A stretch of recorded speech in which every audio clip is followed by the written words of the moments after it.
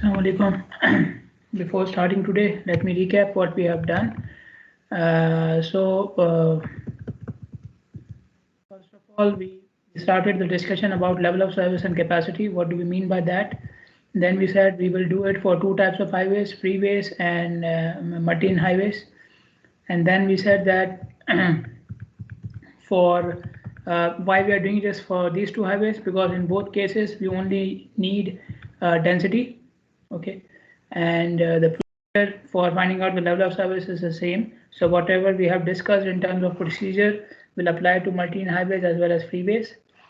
And then we said that both of them are uninterrupted flow facilities, okay. And in the previous lecture we saw a table from where we can calculate capacity and breakpoint for each of these highways and the factors which are required. So there's some adjustment factors required, and then we needed to multiply them to calculate the combined adjustment factor for speed and capacity. Today we start the discussion with the prevailing conditions. If you go back to the definition of capacity and level of service, you will see that word there. You will see this word there, prevailing conditions. And I told you at that time that this means existing or available conditions of the highway. And obviously they are very important for finding out the level of service and capacity, and or you can say level of service or free flow speed. So we have lane width, okay, we know about lane width. We have lateral clearance. I gave you an idea about lateral clearance for work zone. So that was again the same definition applies. Okay, this is the distance from the edge of the lane to the nearest obstruction. If you are in a work zone, then the nearest obstruction is the barrier of the work zone. But it can apply to any condition. It would mean that from the edge of the lane to any nearest obstruction. Okay, if there is no work zone, then there would be some obstruction at the side of the road. So from the edge of the lane to the obstruction, including the shoulder. Shoulder is part of lateral clearance. If there's a shoulder, it will be part of lateral clearance. Okay, then we have a type of median only for multi-lane highways, and there are two types of medians for multi-lane highways: free, divided and undivided. Okay, why we don't have it for freeways? Because freeways are always divided. Freeways always have a raised median between the two directions. Multi-lane highways can be with median and without median. Then frequency of ramps for freeways and frequency of access points for multi-lane highways. Why ramps for freeways? Because as I said earlier, freeways are pure uninterrupted flow facilities, so they don't have any access points or intersections. They only have ramps for their exit and entries.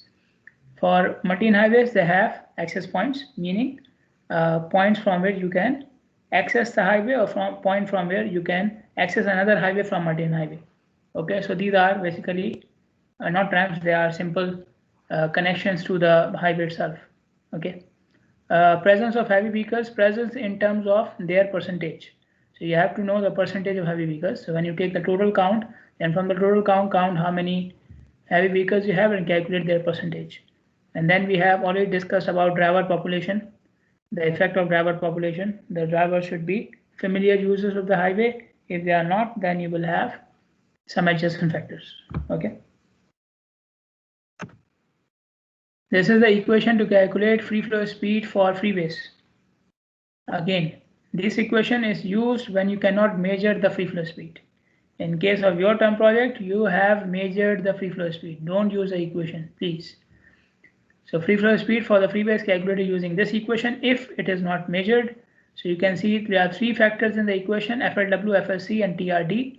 FLW is the adjustment factor for lane width, and you can see at a table at the bottom of the slide for adjustment factor. Okay, so if the lane width is 12 feet, then the adjustment factor is 0. So 12 is our standard.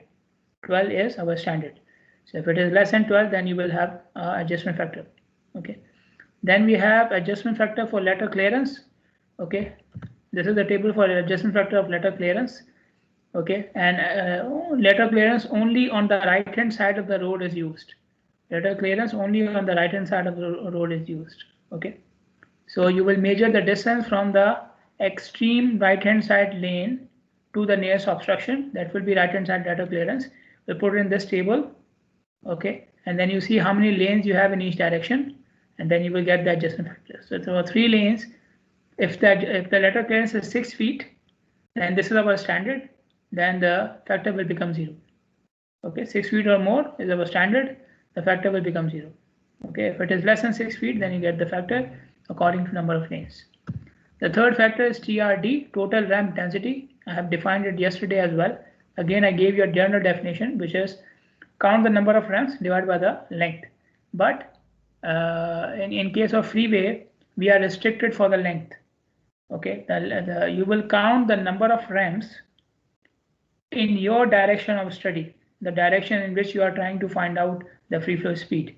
You will count how many ramps are there within a 6-mile length, and this 6 mile should be on both sides of the segment. So let's say this is your segment. Okay, so from this segment, take the midpoint, then count the number of ramps 3 miles forward from the midpoint, and count the number of ramps 3 miles backward from the midpoint.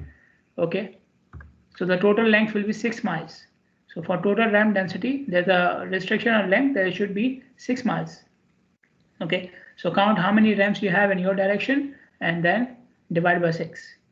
Divide by 6, you will get ramps per mile. And again, as I said, you will only count the ramps which are connecting your direction. So both directions of the highway do not have the same number of ramps. You do not have ramp in one direction, and at the same time there's a ramp on the other direction as well. It will rarely happen. It will very rarely happen. So number of ramps on both directions will be different. You will count the ramps which are in your direction, okay, within a length of 6 miles, with your segment in the middle. Okay, so you will just directly put the value of TRD here. Whatever number of ramps you get in 6 miles, you will convert it to per mile and put it here. This will be ramps per mile. Okay, ramps per mile. This is the equation for free flow speed of multi-lane highways. Again, if you cannot measure it, so you need the base free flow speed, which you can call as the design speed or the maximum speed permitted for multi-lane highways in your country. So you put that value here. Then we have 4 adjustment factors. FLW, you already know about that. You will use the same table, this one. Okay, so this table is for freeways as well as multi-lane highways. Then we have adjustment factor for letter clearance. This one is slightly different from freeways because you need adjustment factors. You need letter clearance on right hand side as well as left hand side of your direction. You need total letter clearance here, right hand side as well as left hand side of your direction. Okay, so right hand side means the edge of the road, and left hand side means the median, the side of the median, Okay, so measure the distance from the edge of the right hand side lane to the nearest obstruction, and then measure the distance from the left hand side lane to the nearest obstruction. Okay, and if you have a median, then the obstruction will be a median. The nearest obstruction will be the median. Okay, so from the edge of the left hand side lane to the median. Okay, this will be your left hand side clearance, and then you add them to get total letter clearance. So you have to add from left and right, you have to add. Now, what if there is no median? If there is no median, then the left hand side will be taken as 6 feet. The left hand side letter clearance will be taken as 6 feet. Why 6 feet? Because I showed you 6 feet is our standard. 6 feet is our standard. Okay, even in this table you can see 12 feet. So 12 means what? 6 plus 6. So the factor becomes 0.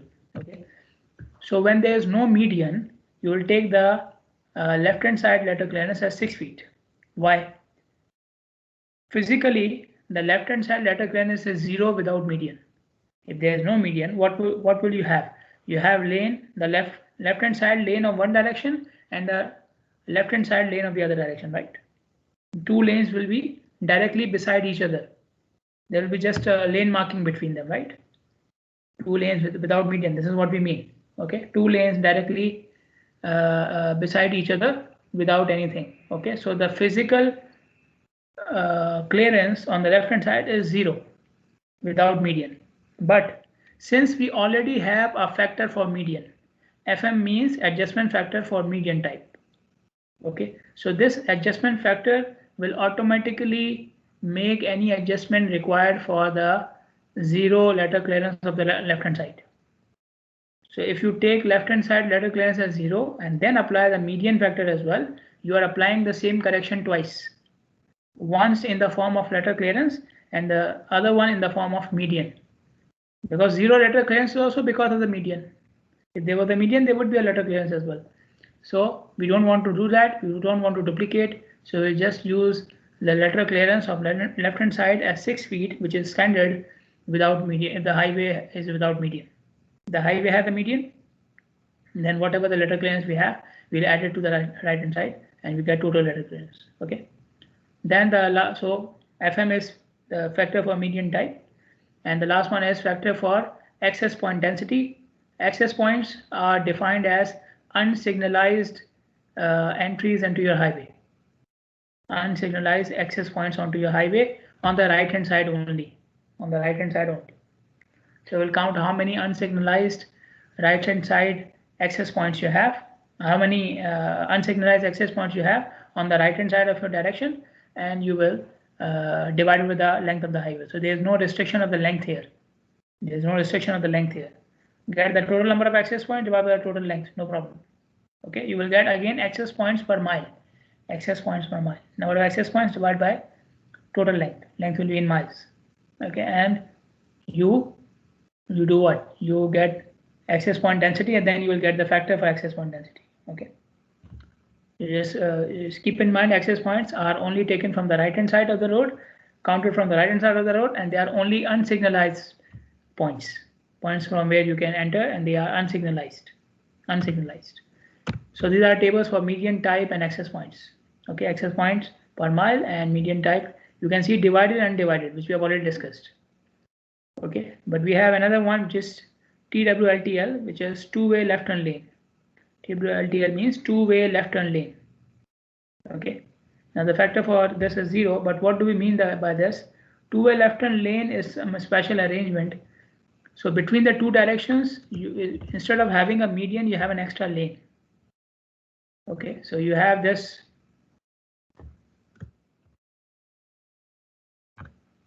You have this multi-lane highway. Okay, so it has 2 lanes in each direction,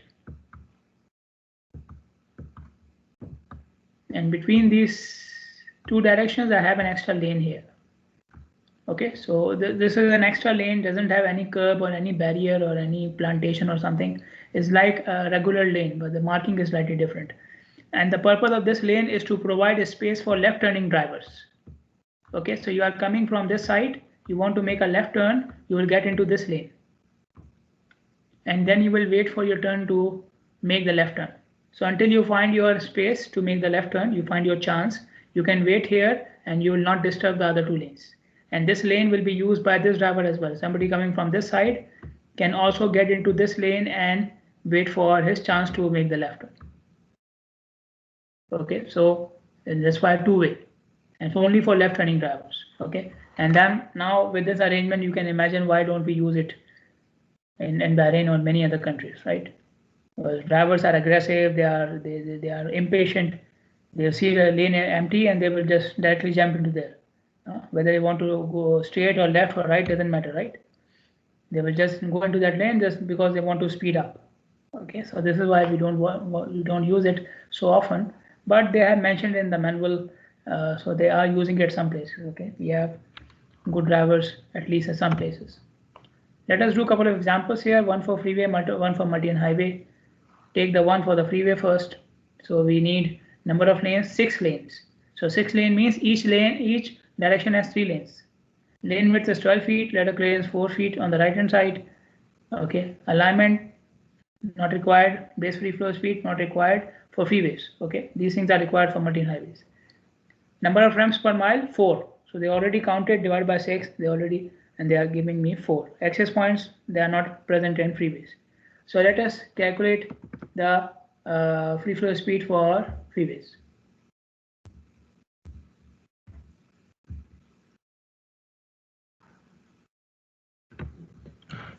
Which numbers are constant? These numbers are not constant. They are for these examples. The numbers are not constant, okay? Just the numbers in the equation are constant. For example, the free flow speed of freeway has this number 75.4. This is the constant. Okay, then it has FLW, it has FLC, then it has 3.22. So 3.22 is in the equation, it's a constant. It has TRD, and then TRD to the power 0.84. So 0.84 is a constant. The number which I showed you in this table, they are not constant. They are for these examples. Okay, this is just an example. So you'll use the example to calculate free flow speed. For every highway, these numbers will be different. For every highway, these numbers will be different. The numbers given in the table. The equation is constant. Okay, so FLW, the factor for lane width. Okay, so lane width is 12 feet. So 12 feet is standard. So FLW becomes 0. So see, FLW cannot be 0 for every highway. Yeah? So every highway will have its own lane width. Okay, lateral clearance. Factor for lateral clearance. Lateral clearance was given as 4 feet. A 6-lane freeway. So 6 lane means 3 lanes in each direction. 4 feet lateral clearance. So the factor is 0.8.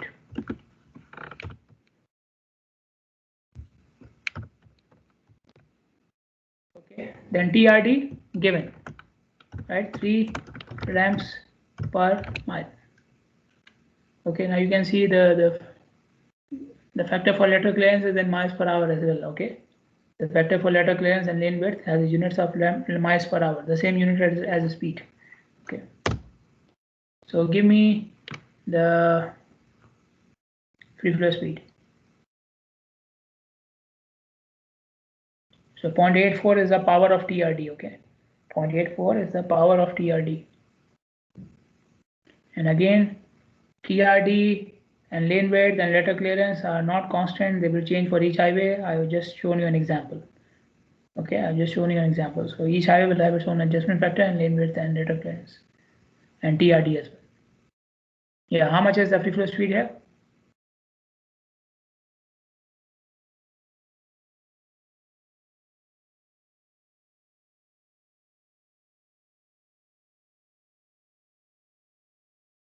Yes, free flow speed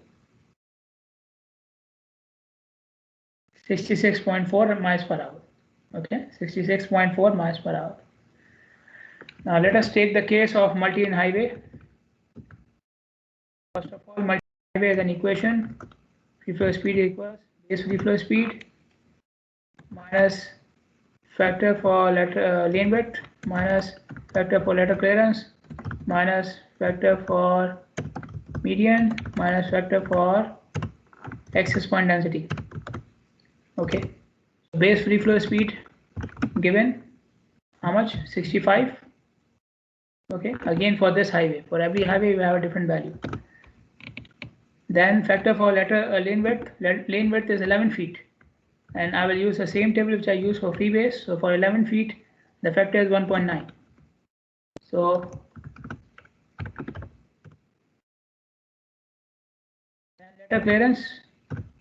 lateral clearance given as 2 feet on the right hand side, and then they are saying it's undivided. So when it's undivided, that means without median, so the left hand side will become 6 feet. So 2 plus 6, total lateral clearance 8 feet.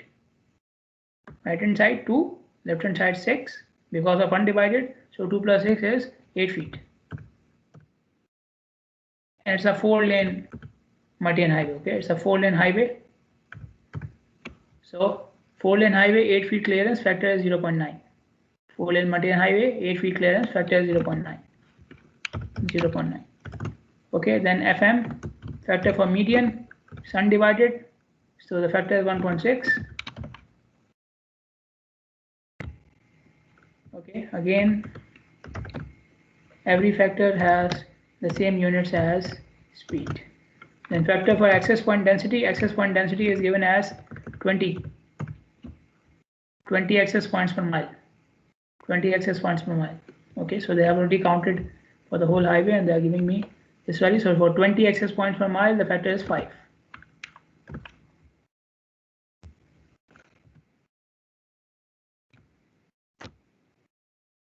So give me the free flow speed for this freeway now, for this Multan highway.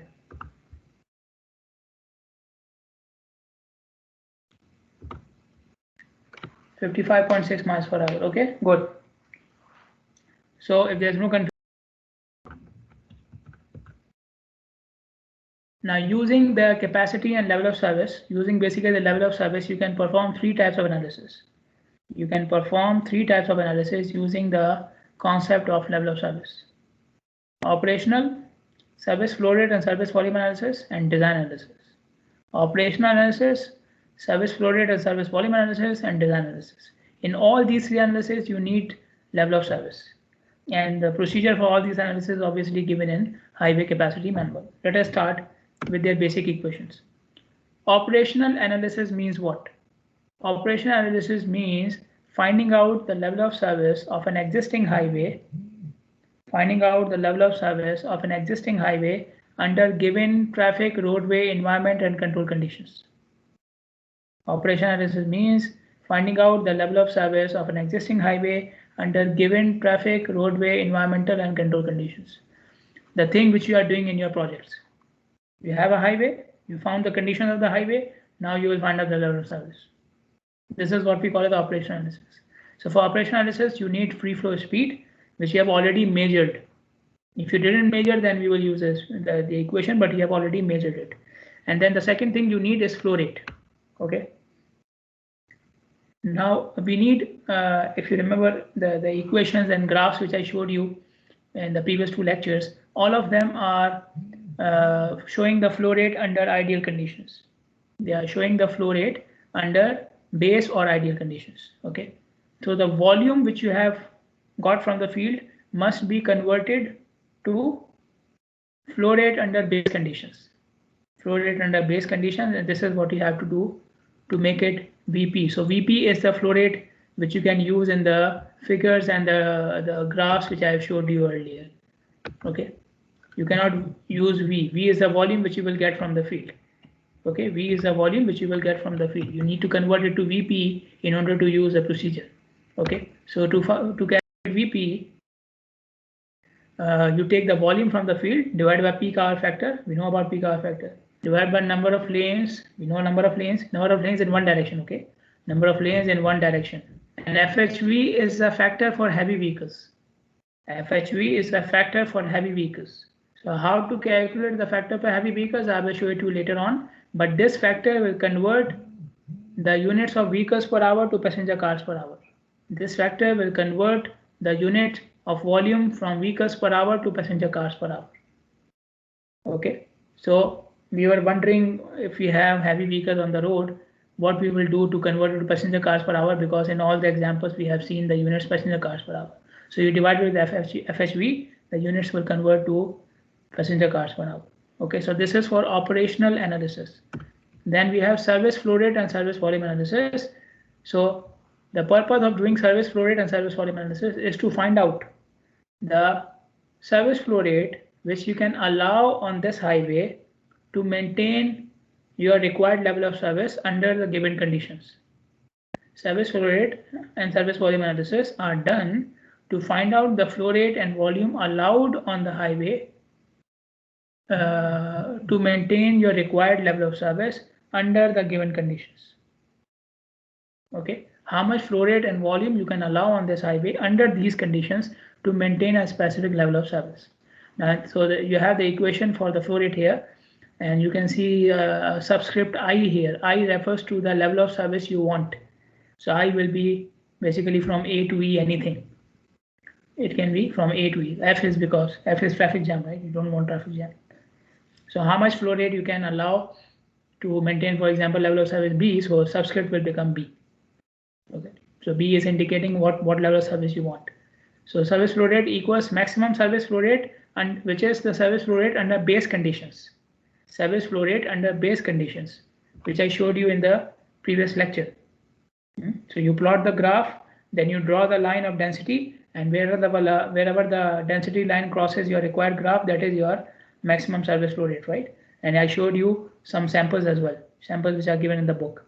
So there were some graphs made for few selected free flow speeds, and for those graphs they have already given me the maximum service flow rates. I told you the procedure. You can apply the same procedure to get the maximum service flow rates for your own curve. You plot the curve and you get the values. So maximum service flow rate will be taken from the base conditions curve, okay, so the speed flow curve, N means number of lanes and FHV means the heavy vehicle adjustment factor, okay. Once you have got service flow rate, you can convert it to service volume by multiplying with peak hour factor. Again, something which I told you in the previous lecture as well.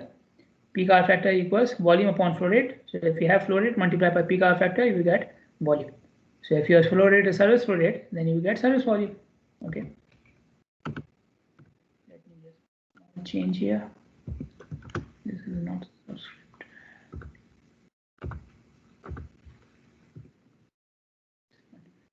Okay, then this is the equation for design analysis. What is the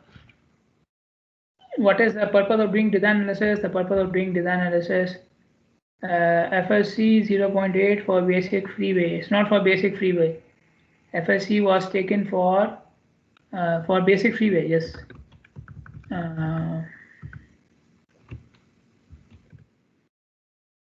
Here we have 4 feet lateral clearance on the right hand side, 6 lane freeway, so 3 lanes in each direction, so factor is 0.8. okay, 4 feet lateral clearance was given. It was given it's a 6 lane freeway, so 6 lane means 3 lanes in each direction, so the factor is 0.8. okay, 4 feet row, 3 lanes column, okay, factor is 0.8. okay, so in the design analysis, you are designing a highway, so there is no highway now. Okay, you are designing a highway. You are trying in design analysis, you are trying to find out the number of lanes provided under the design conditions for a given volume to maintain a specific level of service. Number of lanes required to maintain a specific level of service under the design conditions. Okay, so how many lanes should I provide to maintain a specific level of service under the condition in which I want to design the highway? Okay, so this is the objective of doing the design analysis, to find out the number of lanes. Okay, so equation is using the same parameters. N means number of lanes, PHF means peak hour factor, MSF is a maximum service flow rate. Again, for subscript I means the level of service I. Okay, so if your required level of service is B, then you find out the maximum service flow rate of B and put it here. If your required level of service is C, then find out the maximum service flow rate of C and put it here. Okay, multiply by heavy vehicle adjustment factor, and this was what DDHP, design directional hourly volume. Design directional hourly volume, because it's a design problem. So design directional hourly volume is something which you have predicted for future. In future, this direction will have this much volume. Okay, so in the previous 2 examples, we were trying to find out or use existing volume, but here we are using, so in the operational analysis, we were using the existing volume. In this analysis, we are using the predicted volume for future because we are designing a highway. Okay. So in all the equations, we were using the heavy vehicle adjustment factor. So this is the equation for heavy vehicle adjustment. The equation for heavy vehicle adjustment.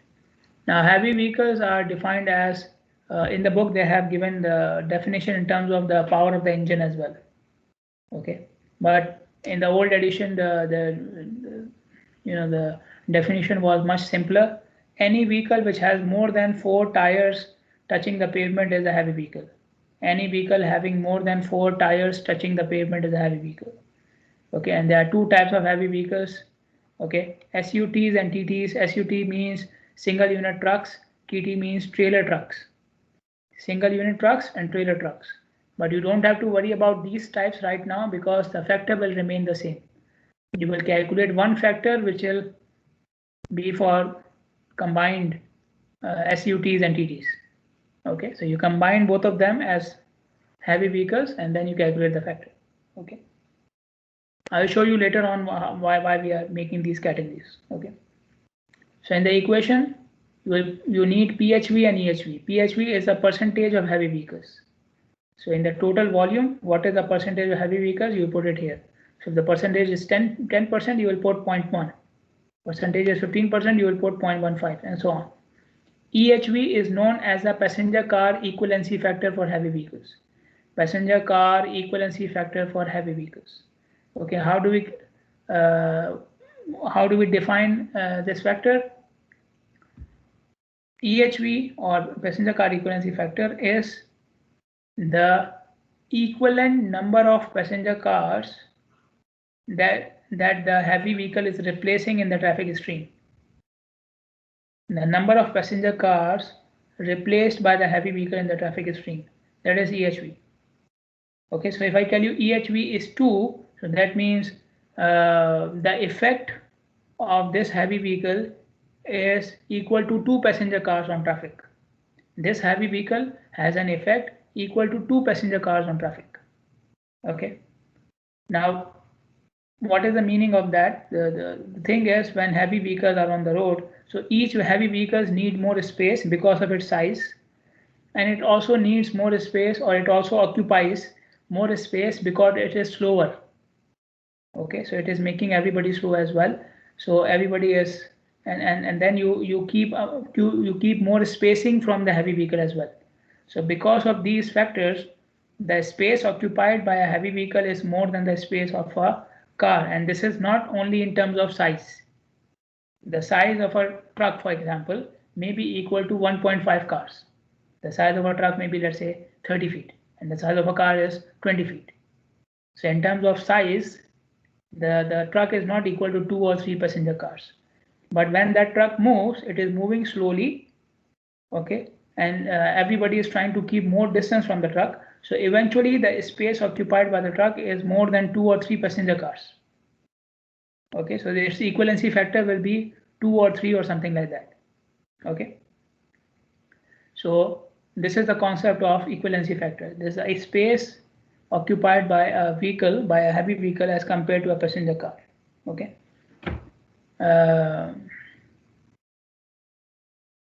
Yeah, and the factor for heavy, these equivalency factor will depend upon the terrain conditions.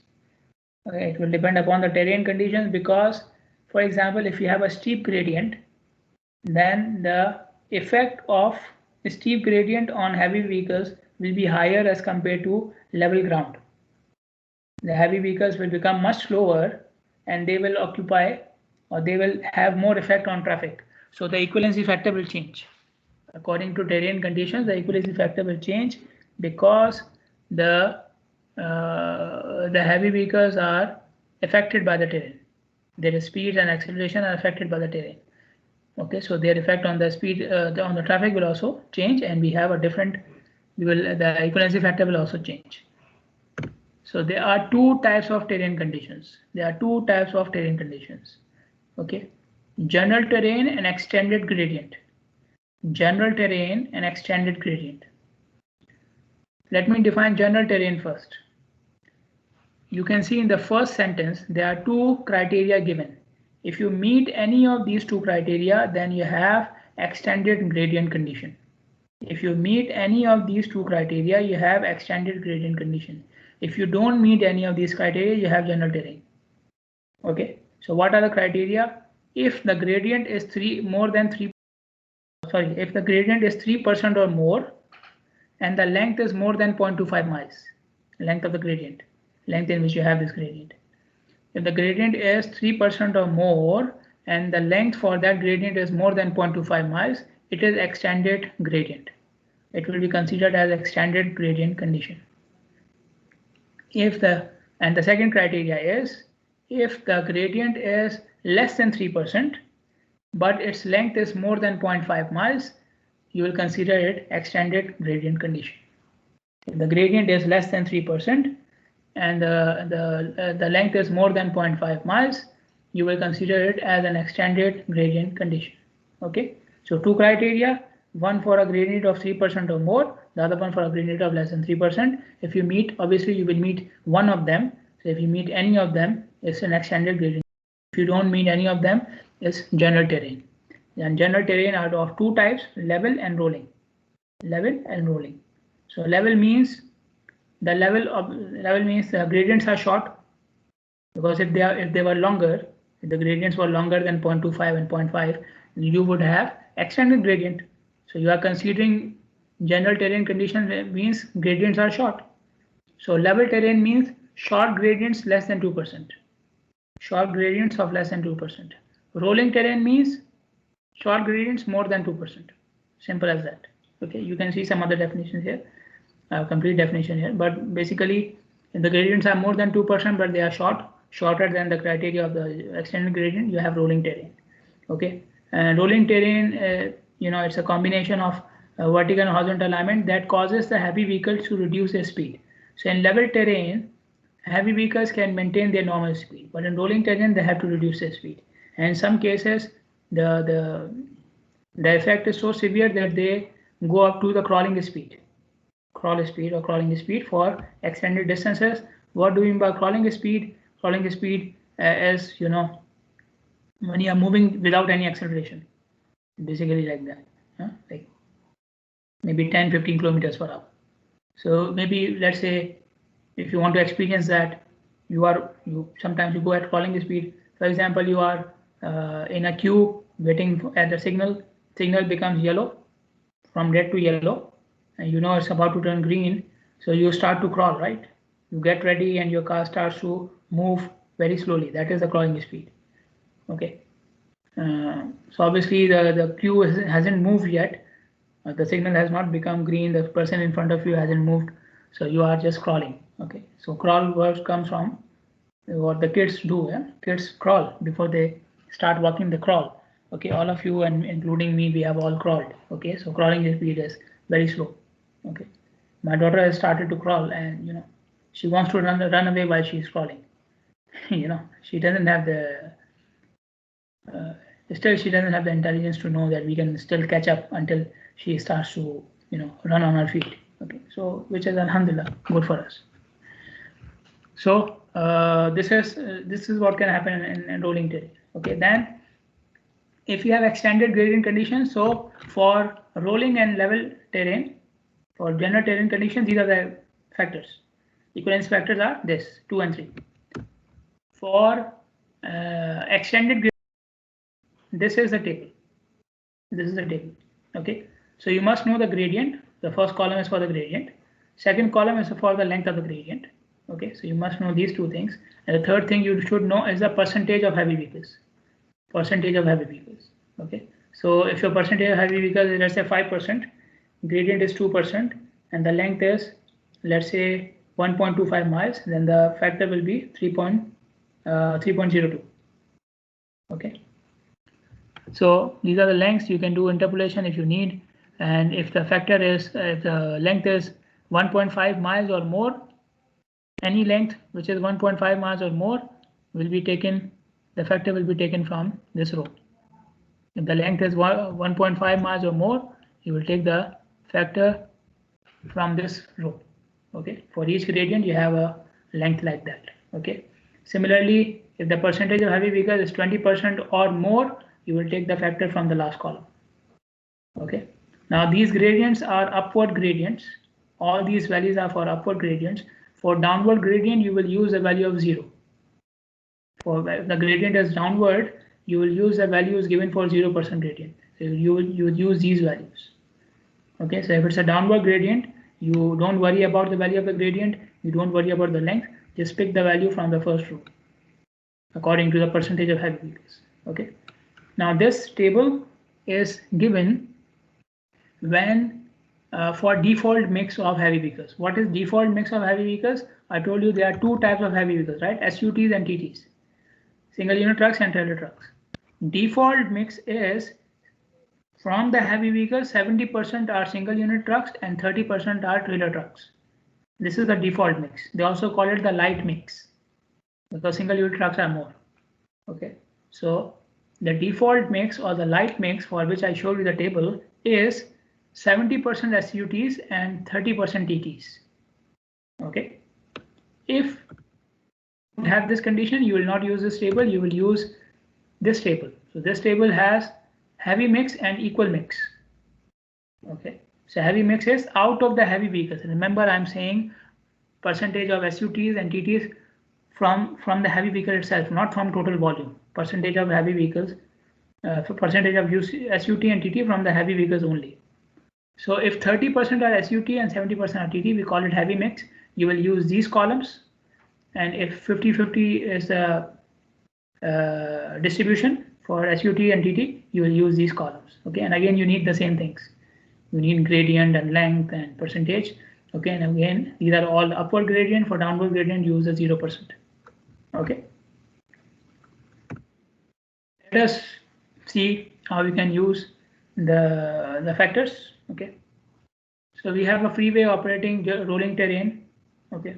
So they have already decided rolling terrain. And the traffic composition is 12% trucks, 3% RVs. What are RVs? RVs are known as recreational vehicles. Recreational vehicles. They are also type of trailer trucks. They are a type of trailer trucks, but they are for personal use. They are for personal use.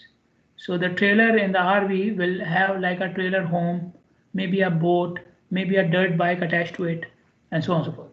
Okay, and usually these things are owned by a single person. They are not used for freight and materials, right? So RVs are trailer trucks, but they are slightly different types. Okay, they are for personal use of, like, not the use for freight and commercial use. Okay. So the total traffic has 12% trucks and 3% RVs. The total peak hour volume observed is 3,200 vehicles per hour. Vehicles per hour. They are asking us to convert this vehicles per hour into passenger cars per hour. What is the equivalent volume in passenger cars per hour for 3,200? Okay. So there are two ways to convert vehicles per hour to passenger cars per hour. I will explain both, and you will get a better picture of, you know, the equivalency factor as well. So the one of the method is calculate FHV and then divide volume with FHV to convert to passenger cars per hour. Okay, vehicles per hour divided by FHV, we convert the volume to passenger cars per hour. Okay, so FHV was this equation. In this equation, this was PHV, percentage of heavy vehicles. So 12% per 3% means 15%. As I said, factor will be combined. The factor will be for combined percentage. So combined percentage is 15%, so 0.15, and it's rolling terrain. So rolling terrain has a factor of 3, equivalency factor of 3. Here in the equation, FHV comes out to 0.77. 3,200 divided by 0.77 will give you 4,160 passenger cars per hour. So 3,200 was vehicles per hour and 4,160 is passenger cars per hour. How did I get it? 3,200 divided by FHV 0.77. Okay. Another method of converting vehicles per hour to passenger cars per hour is by using the equivalency factor directly. How do we do it? Look at this equation. 3,200 total volume multiply by 15%, 0.15. You will get number of heavy vehicles. Okay, you get number of heavy vehicles, and each vehicle, heavy vehicle equals 3 passenger cars, right? Equivalency factor is 3. So number of heavy vehicles multiplied by the equivalency factor. You will get the number of passenger cars replacing the heavy vehicles. Number of passenger cars equal to the number of heavy vehicles. Okay, or equivalent to the number of heavy vehicles. So 15% are heavy vehicles and the remaining are already passenger cars. So I will just add them, 3,200 into what I'm doing, 1 minus 12% for trucks and 3% for RVs. So whatever is remaining is the passenger cars, right? So I'm trying to find out the remaining percentage basically. So 1 minus 0.12 minus 0.03, 12% for trucks, 3% for RVs. You subtract them, you will get the remaining percentage, which is for passenger cars. So 3,200 into percentage of passenger cars will give you the number of passenger cars. So this term, number of passenger cars equivalent of heavy vehicles, and this is actual number of passenger cars in the traffic. So you add them together, you will get passenger cars per hour. Okay, so this is the number of passenger cars per hour, and you can see it will give the same answer, right? You should get the same answer in different methods, but you should get the same answer. Now, in a segment, sometimes you will have more than one gradient, because a freeway segment or multi-lane highway segments are normally very long. Okay, so you can have a segment of 5 kilometers, 2-3 kilometers, Okay, that's very common. So one segment may have more than one gradient. One segment may have more than one gradient. So which gradient out of them should I use to apply the criteria and to find out the equivalency factors? Okay, you can do the analysis separately for each gradient, but that will make your life much difficult, because if there are two gradients and you have to do the analysis twice, there are three gradients, you have to do the analysis 3 times, and so on and so forth. So they have given me a method which is known as the average gradient method, and you will combine all the available gradients into a single value using average gradient method, and then all the analysis for heavy vehicle adjustment factor will be using that average gradient. So according to average gradient method, the gradients of the segments are combined using the equation total difference in elevation upon total distance. Average gradient equals total difference in elevation upon total distance. Okay, average gradient equals total difference in elevation upon total gradient. How do we calculate it? Let us see it with some examples. So this is an example. We have composite gradient. Composite means more than one. So we have a gradient of 3% and we have a gradient of 5%. The gradient of 3% is for a length of 3000 feet. The gradient of 5% is for a length of 5000 feet. Okay, so the total distance, as I said, for average gradient, I want to combine 3% and 4% to an average value. So for average gradient, I need total distance. Total distance is 3000 plus 5000, 8000. Okay, then I need total difference in elevation. So the difference in elevation caused by 3% gradient is this much, 3000 into 0.03. Distance into gradient will give you difference in elevation, right? So 3000 into 0.03 will give you the difference in elevation caused by 3% gradient.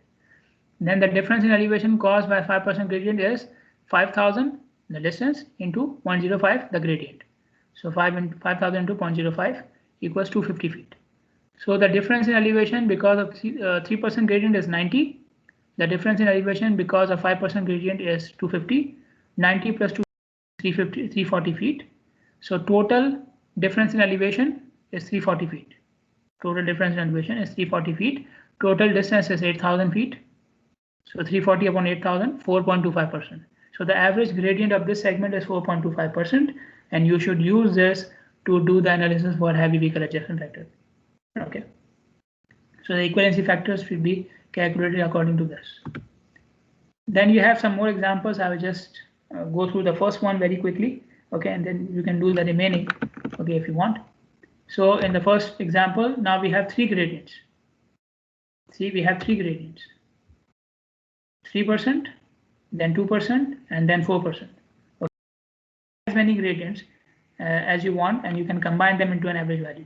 So 3% for 2000 feet length, 2% for 1000 feet length, and 4% for 900 feet length. Okay, so what is the total distance? Total distance is 2000 plus 1000 plus 900. So total distance is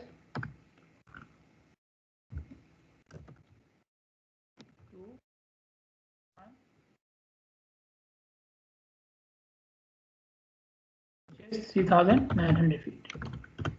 Okay, the difference in elevation, let me call it delta H, will be the difference in elevation caused by each gradient, right?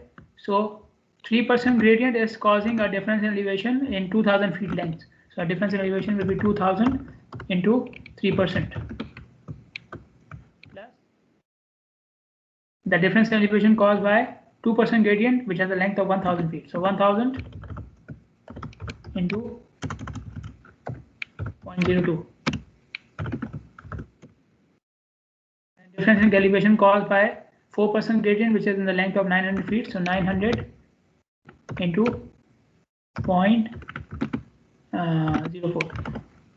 Okay, so this will give you delta H. Okay, and the average gradient will be delta H divided by 3900, which is the total distance. Okay, this will be the average gradient. Okay, so this is how you calculate the average gradient, and we will continue inshallah tomorrow with some examples. Now we'll see the complete examples for doing the full analysis for each type. Okay, okay, so 2.97%, right? 0.0297 means 2.97%. So this is your average gradient. Use it for any calculations. Okay, I'm taking the attendance. If you see your name, raise your hand. Okay, if you see your name, raise your hand. Dua Rabi, Amna Muhammad, Muhammad Usama, Amal Abdullah. Dua Rabi, Amna Muhammad, Muhammad Usama, Amal Abdullah. Amal and Amna.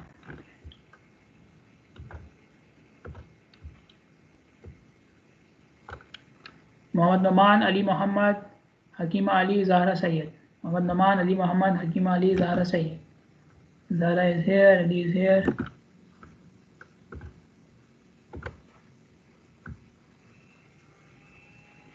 Fawaz Adil, Abdullah Jaliluddin, Abdul Rahman Ibrahim, Nujul Salah. Fawaz Adil, Abdullah Jaliluddin, Abdul Rahman Ibrahim, Nujul Salah.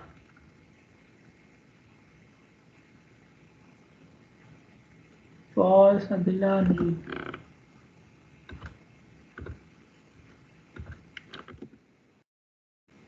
Okay, Zahra, Hakima is here, Osama is here.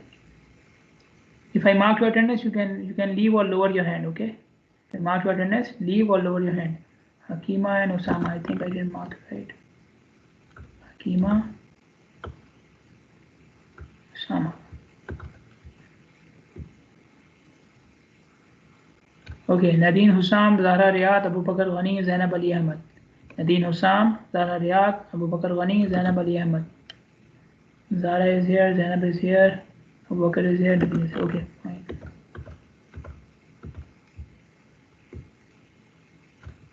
Lulwa Ibrahim, Mariam Abdul Amir, Masht Bashar, Asil Hassan. Lulwa Ibrahim, Mariam Abdul Amir, Masht Bashar, Asil Hassan. Lulwa, Masht, Mariam, Asil. Okay.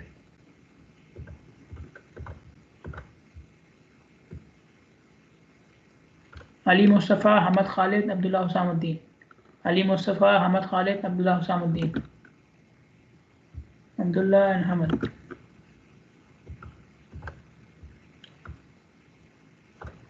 Latifa Ahmad, Fatma Abdali, Zainab Abdali, Zainab Abdullah. Latifa Ahmad, Fatma Abdali, Zainab Abdali, Zainab Abdullah. Latifa, Zainab Abdullah, Zainab Abdali. Okay.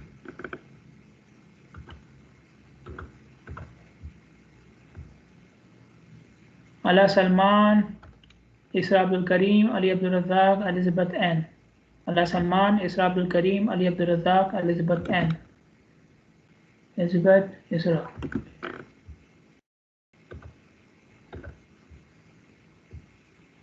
Ali Makki, Ibrahim Muhammad. Ali Makki and Ibrahim Muhammad. Anybody left from this section? Everybody done from this section? Moving to section 2 now. Or section 1, sorry. Moving to section 1.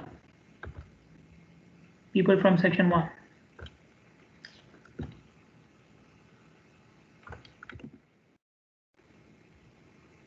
Huda and Jabir. Fatma. Huda, Jabir. Okay, who else from section 1? Section 1. Khalid Qasim, okay.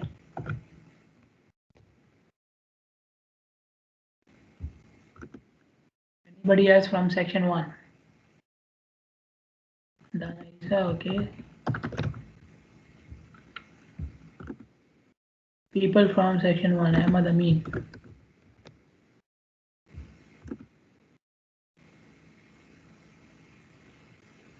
Fatma Abdali, section 2, right?